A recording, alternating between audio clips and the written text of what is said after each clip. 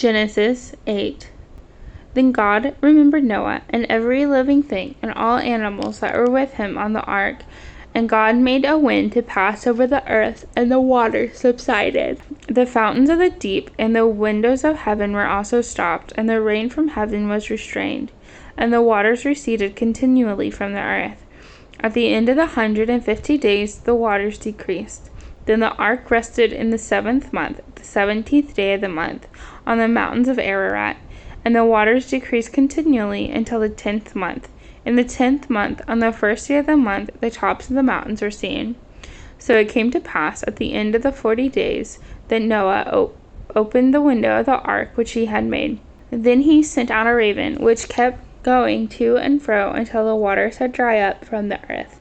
He also sent out from himself a dove to see if the waters had receded from the face of the ground. But the dove found no resting place for the sole of her foot. And she returned into the ark to him, for the waters were on the face of the whole earth. So he put out his hand and took her, and drew her into the ark to himself. And he waited yet another 7 days, and again he sent the dove out from the ark. Then the dove came to him in the evening, and behold, a freshly plucked olive leaf was in her mouth. And Noah knew that the waters had receded from the earth. So he waited yet another 7 days, and sent out the dove, which did not return again to him any more. And it came to pass, in the 601st year, in the 1st month, the 1st day of the month, that the waters were dried up from the earth. And Noah removed the covering of the ark, and looked, and indeed the surface of the ground was dry. And the 2nd day of the month, on the 27th day of the month, the earth was dried. Then God spoke to Noah, saying, Go out of the ark, you and your wife, and your sons' wives with you.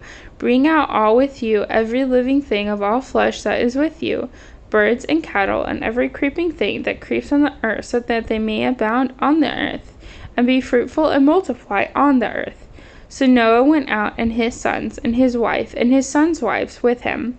Every animal, every creeping thing, every bird, and whatever creeps on the earth, according to their families, went out of the ark. Then Noah built an altar to the Lord, and took of every clean animal, and every clean bird, and offered burnt offerings on the altar.